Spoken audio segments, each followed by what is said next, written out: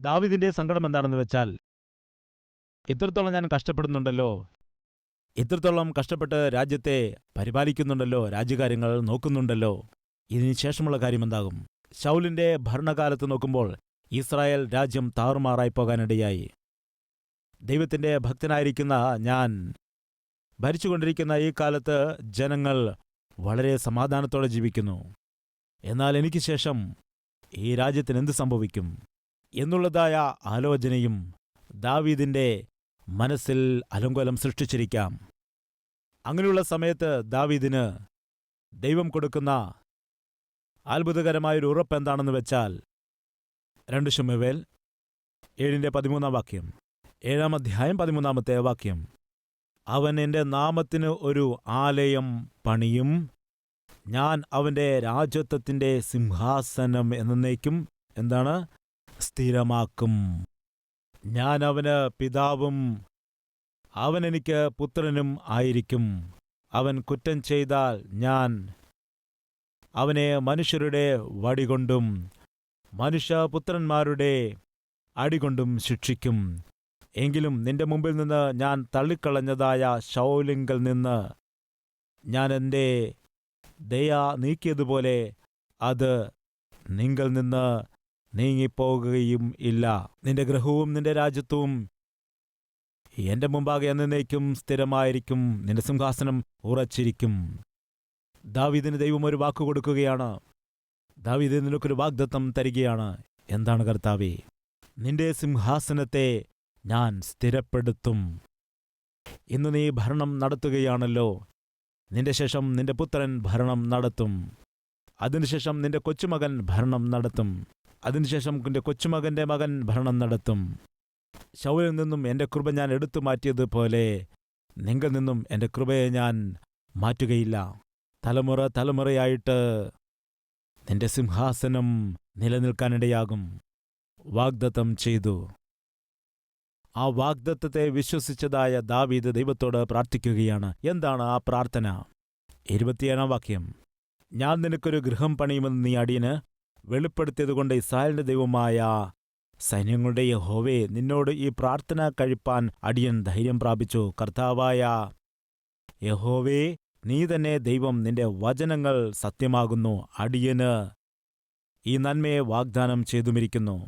എന്താണ്? നീ അടിയന് നന്മ ചെയ്യുമെന്ന് വാഗ്ദാനം ചെയ്തിരിക്കുന്നുവല്ലോ. നീ ദൈവമാകൊണ്ട് നിന്റെ വാക്കുകൾ സത്യമാണ്. 29-ാമത്തെ വാക്യം നമുക്കെല്ലാവർക്കും ആവശ്യമായിരിക്കുന്ന ശ്രേഷ്ഠമായ വചനമാണത്. ഞാൻ വായിക്കാം, അതിനുശേഷം നിങ്ങളും വായിക്കുക. ആകയാൽ അടിയന്റെ ഗൃഹം തിരുമുമ്പിൽ എന്നേക്കും ഇരിക്കേണ്ടതിന് പ്രസാദം തോന്നി അനുഗ്രഹിക്കണമേ. കർത്താവായ യഹോവേ, നീ അങ്ങനെ അരുളി ചെയ്തിരിക്കുന്നുവല്ലോ. നിന്റെ അനുഗ്രഹത്താൽ അടിയന്റെ ഗൃഹം എന്നേക്കും അനുഗ്രഹിക്കപ്പെട്ടിരിക്കും. ദാവീദ് ദൈവസന്നിധിയിൽ ചെയ്തതായ അപേക്ഷ എന്താണത്?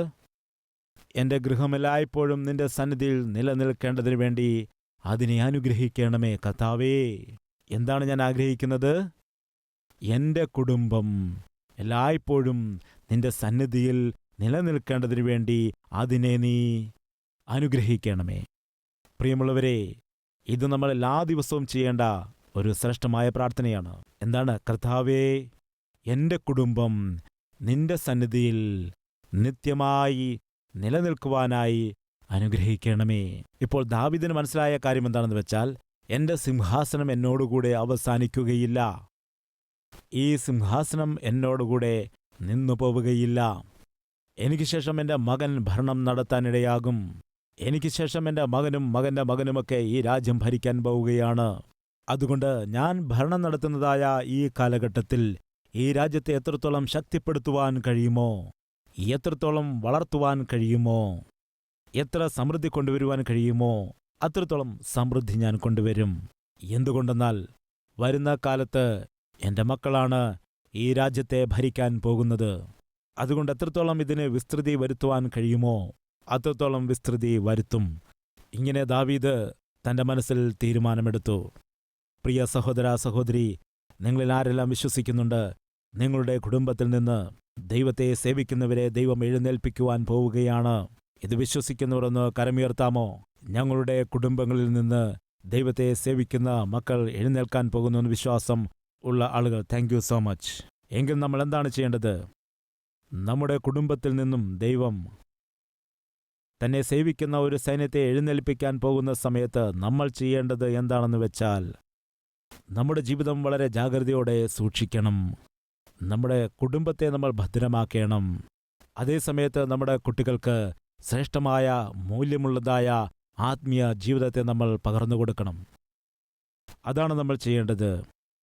റൈറ്റ്. ദാവീദ് ഒരു തീരുമാനമെടുത്തു. ഇനിയും എനിക്ക് മുൻപോട്ട് പോകണം. എന്തുകൊണ്ടെന്നാൽ എൻ്റെ ഭരണവും എൻ്റെ ശ്രമവുമൊക്കെ വ്യർത്ഥമായത് അല്ല. എനിക്ക് ശേഷം ഈ രാജ്യത്തിൻ്റെ സ്ഥിതി എന്തായിത്തീരും, ആരായിരിക്കും ഭരണം നടത്തുന്നത് എന്നുള്ളതായ ആകുലതയും വ്യഥയുമൊക്കെ ഉണ്ടായിരുന്നുവെങ്കിൽ താൻ ഏത് യുദ്ധത്തിന് പോയാലും, ഇത്രത്തോളം പ്രാണനെ തൃണവൽക്കരിച്ച് യുദ്ധം ചെയ്യുന്നുവെന്നാലും, നാളെ ഒരു കാലത്ത് എൻ്റെ കാലം കഴിഞ്ഞാൽ ഈ രാജ്യത്തിൻ്റെ സ്ഥിതി എന്തായിത്തീരും, ആരായിരിക്കും ഭരണം നടത്തുന്നത്, ഭരണമൊക്കെ തകർന്നു പോകുമായിരിക്കുമോ, ശത്രുവിൻ്റെ കയ്യിലേക്ക് ഏൽപ്പിക്കപ്പെട്ടിരിക്കുമോ എന്നുള്ളതായ ഭയമോ ഭീതിയോ ഒരുപക്ഷേ ദാവീദിനുണ്ടായിരുന്നുവെങ്കിൽ ദാവീദ് ധൈര്യത്തോടുകൂടി പോരാടുന്ന വ്യക്തിയാകുക സാധ്യമായിരുന്നില്ല. തൻ്റെ ഉള്ളിലൊരു വിശ്വാസമുണ്ടായിരുന്നു. എന്താണെന്ന് വെച്ചാൽ, തനിക്ക് ശേഷം തൻ്റെ തലമുറ ഈ സിംഹാസനത്തിൽ ഇരുന്നുകൊണ്ട് ഈ രാജ്യത്തെ ഭരിക്കാൻ പോകുന്നു എന്നുള്ള ഒരു വിശ്വാസം തൻ്റെ ഉള്ളിലുണ്ടായിരുന്നു. ആ വിശ്വാസം തനിക്കുണ്ടായിരുന്നതുകൊണ്ട് താൻ കൂടുതൽ കഷ്ടപ്പെടുവാനും കൂടുതൽ പോരാട്ടം ചെയ്യുവാനുമൊക്കെ തൻ്റെ ജീവിതത്തിൽ സമയം കണ്ടെത്തി. 2016 ദൈവം എനിക്ക് 40 സഭകൾ സ്ഥാപിക്കണമെന്നുള്ളതായ ഒരു ആലോചന മനസ്സിൽ തന്നപ്പോൾ, അപ്പോൾ എൻ്റെ മക്കൾ ചെറിയ കുട്ടികളാണ്. എൻ്റെ 2 മക്കളും വളരെ ചെറിയ പ്രായമുള്ളവരായിരുന്നു. അതായത് എൻ്റെ മൂത്ത മകന് ഏകദേശം 16 വയസ്സും എൻ്റെ ഇളയ മകന് ഏകദേശം 12 വയസ്സും അല്ലെങ്കിൽ 13 വയസ്സ്. കൊച്ചുകുട്ടികളായിരുന്നു. എന്നാൽ ആ ദിവസം ഞാൻ 2 പേരെയും വിളിച്ചു. 2 പേരെയും വിളിച്ചിട്ട് ഒരു ചോദ്യം ചോദിച്ചു. നോക്കുക, ഓട്ടപ്പന്തയത്തിൽ 100 മീറ്റർ ഓട്ടമുണ്ട്, 400 മീറ്റർ ഓട്ടമുണ്ട്, അതുപോലെ 800 മീറ്റർ ഓട്ടവുമുണ്ട്, 1200 മീറ്റർ ഓട്ടപ്പന്തയവുമുണ്ട്. ഒരുപക്ഷേ ഞാനിപ്പോൾ ഒറ്റയ്ക്ക് ഓടുകയാണെങ്കിൽ ഒരു 400 മീറ്റർ ഓടുവാൻ കഴിയും. എന്നാൽ റിലേ ആണെങ്കിൽ, റിലേ എന്ന് വെച്ചാൽ ഒരാൾ 400 മീറ്റർ ഓടുകയാണെങ്കിൽ ബാക്കിയുള്ള 400 മീറ്റർ മറ്റൊരാൾ ഓടാനിടയാകും. അതിനുശേഷം മറ്റൊരു വ്യക്തി 400 മീറ്റർ ഓടുവാനിടയാകും. ഇങ്ങനെ 3 പേർ ചേർന്ന് 1200 മീറ്റർ ഓടുവാനിടയാകും. അന്ന് ഞാൻ എൻ്റെ കുട്ടികളോട് വിളിച്ചിങ്ങനെ പറഞ്ഞു, നമ്മുടെ മുൻപിൽ ഒരുപാട് വിശാലമായ ദൈവവേലയുണ്ട്. ഈ ദൈവവേല എത്ര കാലം മുമ്പോട്ട് പോകുമെന്നുള്ളത് നിങ്ങൾ എനിക്ക് നൽകുന്നതായ മറുപടിയെ ആശ്രയിച്ചിരിക്കും. ഡാഡി, ദൈവം നിങ്ങൾക്ക് ശുശ്രൂഷ തന്നു, ദൈവവേല ചെയ്യുവാനായിട്ട് അങ്ങോട്ട് പറഞ്ഞു. ഈ ദൈവവേല അങ്ങ് തന്നെ ചെയ്യുക. ദൈവം അങ്ങയെ ഏൽപ്പിച്ചിരിക്കുന്ന ദൈവവേല അങ്ങ് തന്നെ കഷ്ടപ്പെട്ട് ചെയ്യുക. ഞങ്ങൾ പഠനമൊക്കെ കഴിഞ്ഞ് ശേഷം ഞങ്ങളുടെ വഴി ഞങ്ങൾ നോക്കിക്കൊള്ളാം, ഞങ്ങൾ ജോലി ചെയ്തുകൊള്ളാം. ദൈവവേലയെക്കുറിച്ചുള്ള ഭാരമൊന്നും ഞങ്ങൾക്കില്ല. ദൈവമാണ് അങ്ങയെ വിളിച്ചത്, അങ്ങ് ദൈവവേല ചെയ്തുകൊള്ളുക എന്ന് പറഞ്ഞിരുന്നുവെങ്കിൽ എൻ്റെ പ്ലാൻ ഇപ്പോൾ മുതൽ എന്താണെന്നറിയാമോ? 400 മീറ്റർ മാത്രമേ എനിക്ക് ഓടുവാനായിട്ട് കഴിയുകയുള്ളൂ. അതുകൊണ്ട് 400 മീറ്ററിനെ കുറിച്ചേ ആലോചിക്കുകയുള്ളൂ. എന്തുകൊണ്ടെന്നാൽ എനിക്ക് ശേഷം ഇത് മുൻപോട്ട് കൊണ്ടുപോകുന്ന ദൈവദാസന്മാരെ എൻ്റെ മുൻപിൽ കാണാത്തതുകൊണ്ടാണ്. ഒരുപക്ഷേ നിങ്ങൾ ഇപ്രകാരം പറയുകയാണ്, അല്ല ഡാഡി, ഞങ്ങളുടെ മുമ്പിൽ അങ്ങ് എത്രത്തോളം കഷ്ടപ്പെടുന്നുണ്ട് എന്ന് ഞങ്ങൾ കാണുന്നുണ്ട്. ഞങ്ങൾ ജനിച്ച അന്നു മുതൽ തന്നെ ഞങ്ങൾ കാണുന്നതാണ് അങ്ങ് ദൈവവേല ചെയ്യുന്നത്. അങ്ങ് ദൈവവേലയോട് അനുബന്ധിച്ച് പോകുന്നിടത്തെല്ലാം ഞങ്ങളും വന്നിരുന്നു. ദൈവവേലയാണ് ഏറ്റവും പ്രധാനമെന്ന് ഞങ്ങളോട് പറഞ്ഞു തന്നിട്ടുണ്ട്. അങ്ങയുടെ മേലുള്ള സുവിശേഷത്തിൻ്റെ ആത്മാവ് ഞങ്ങളുടെ മേലും ഉണ്ടെന്ന് ഞങ്ങൾ വിശ്വസിക്കുന്നു. അങ്ങയുടെ വായിലുള്ള വചനത്തെ ഞങ്ങളിലും തന്നിട്ടുണ്ടെന്ന് അങ്ങ് പറഞ്ഞിട്ടുണ്ടല്ലോ. അതുകൊണ്ട് ഞങ്ങളും അങ്ങയോടൊപ്പം ദൈവത്തിൻ്റെ വേല ചെയ്യാം.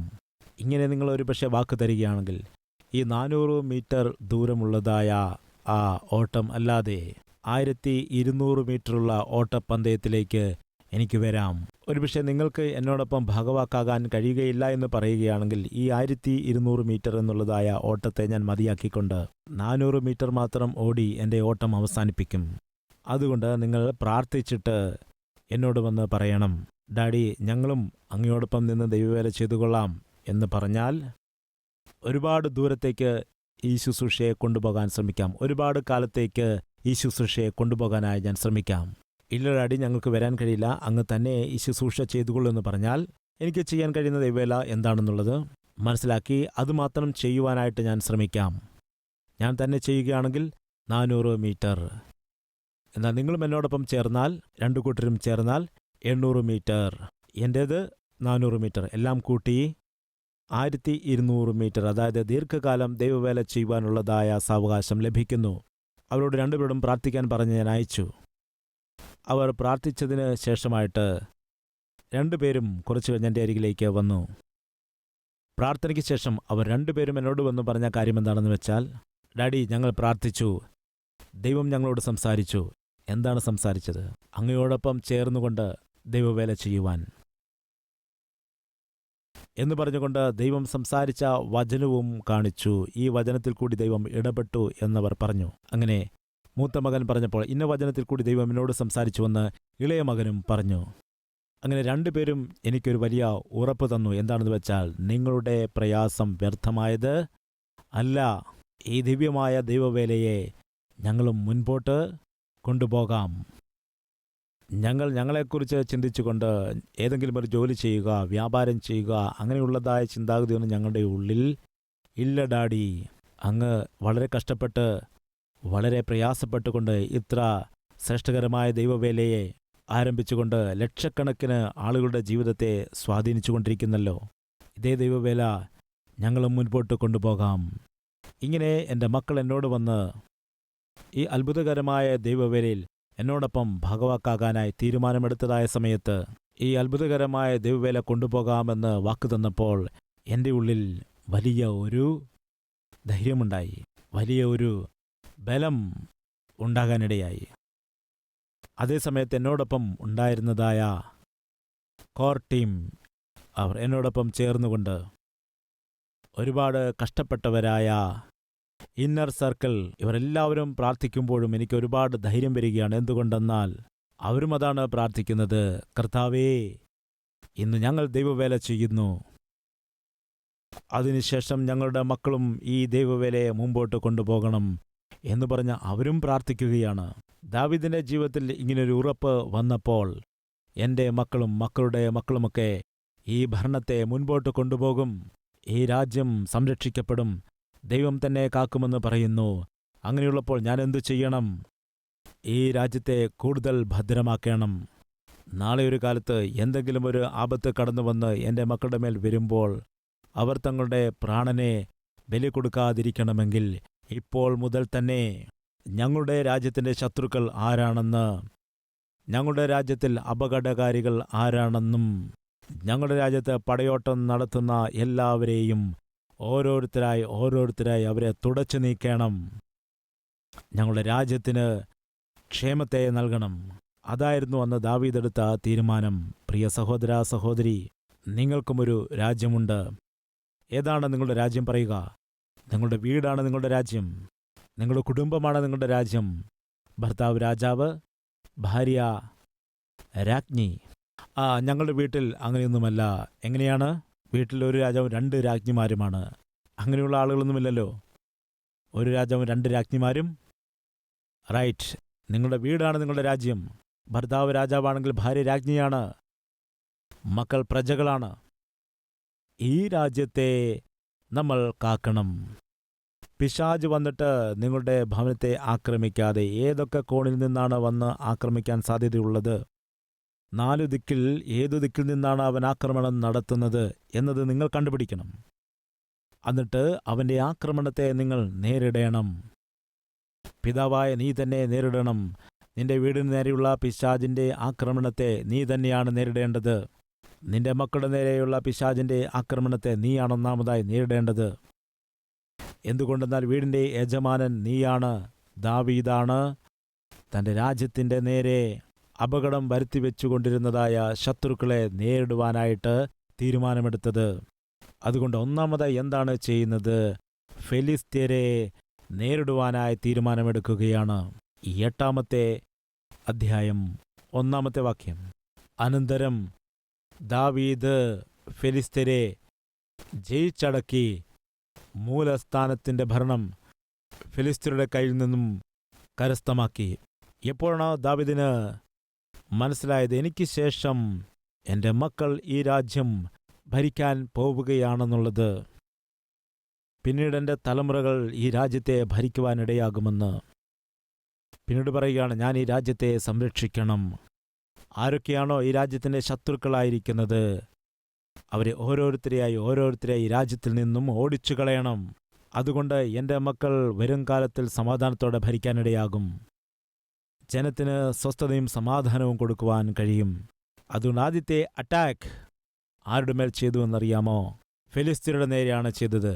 എന്തുകൊണ്ടെന്നാൽ ആ കാലത്ത് ഫെലിസ്ത്യർ വളരെ ശക്തരായ ആളുകളായിരുന്നു. ഫെലിസ്ത്യ രാജ്യം വളരെ ശക്തമായ രാജ്യമായിരുന്നു.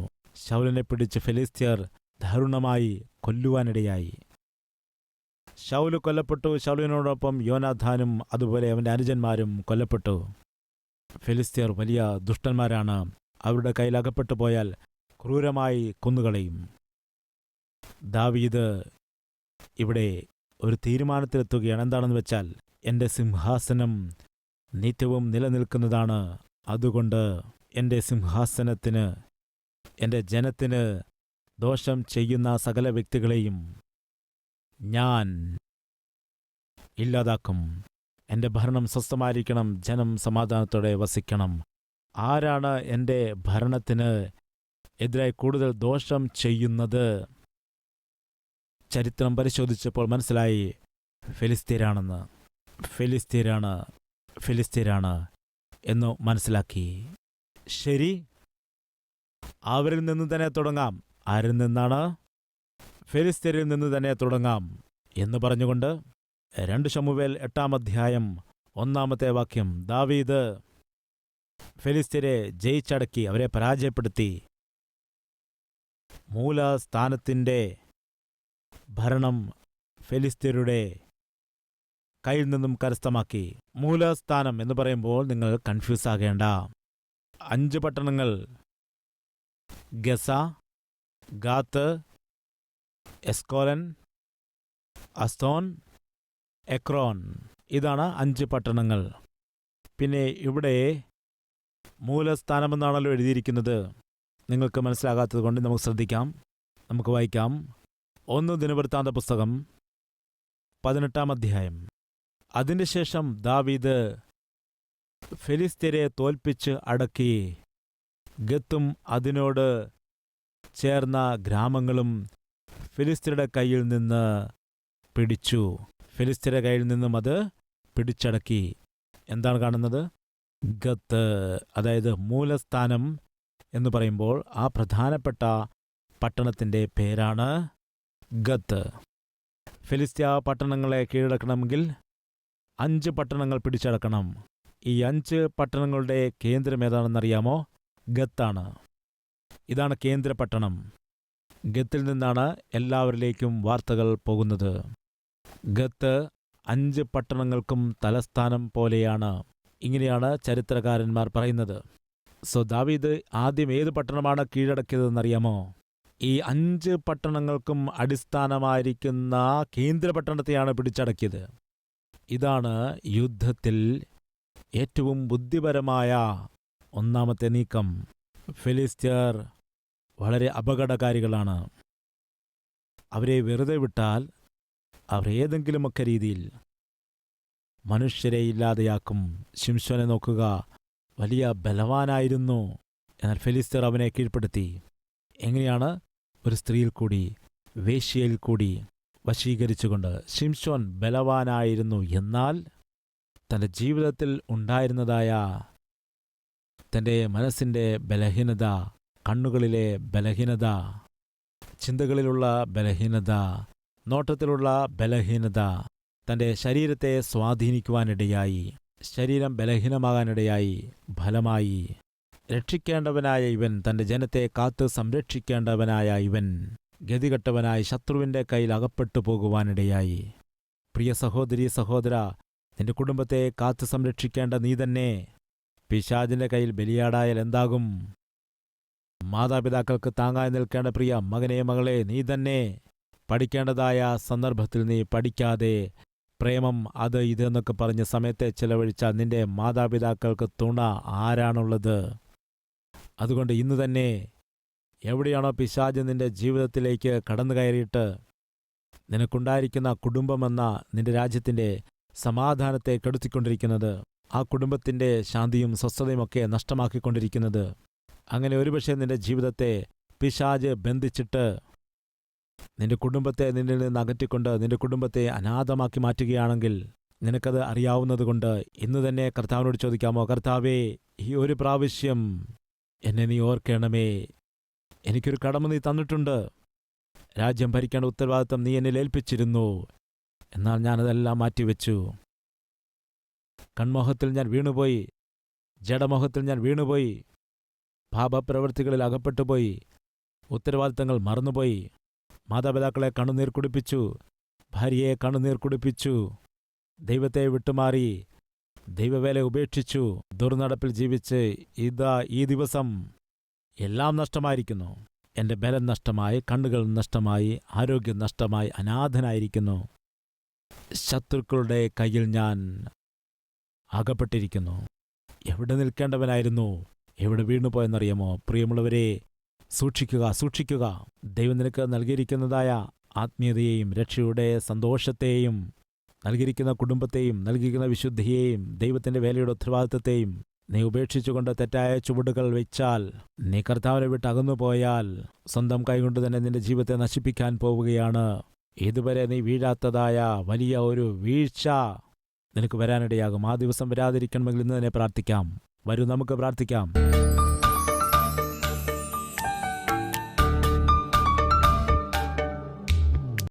മഹാപരിശുദ്ധനായ സ്നേഹവാനായ പിതാവേ, ഞങ്ങളെ കേൾപ്പിച്ച വളരെ ശ്രേഷ്ഠമായ സന്ദേശത്തെ ഓർത്ത് അങ്ങയെ സ്തുതിക്കുകയാണ്.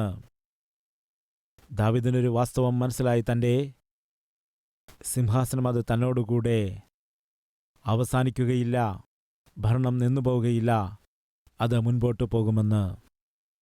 വരുന്ന തലമുറയെ നീ തിരഞ്ഞെടുത്തിരിക്കുന്നു എന്ന് ദാവീദ് അറിഞ്ഞപ്പോൾ കൂടുതൽ ശക്തമായി, കൂടുതൽ ആത്മാർത്ഥമായിട്ട് തൻ്റെ രാജ്യത്തെ ബലപ്പെടുത്തുവാൻ വേണ്ടി ആഗ്രഹിച്ചു.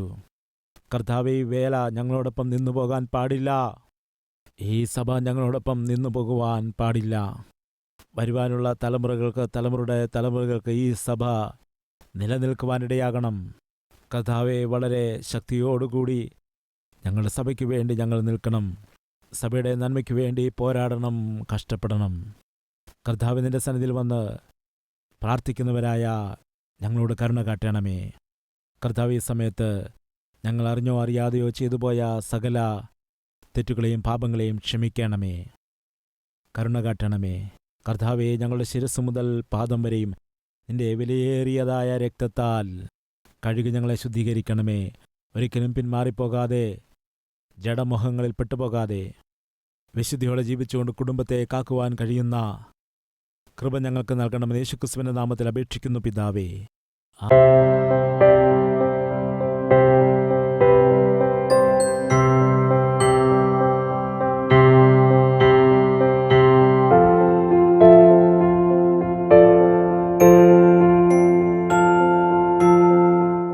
Address Calvary, Post Box number 30, Kukatpalli, Hyderabad 72.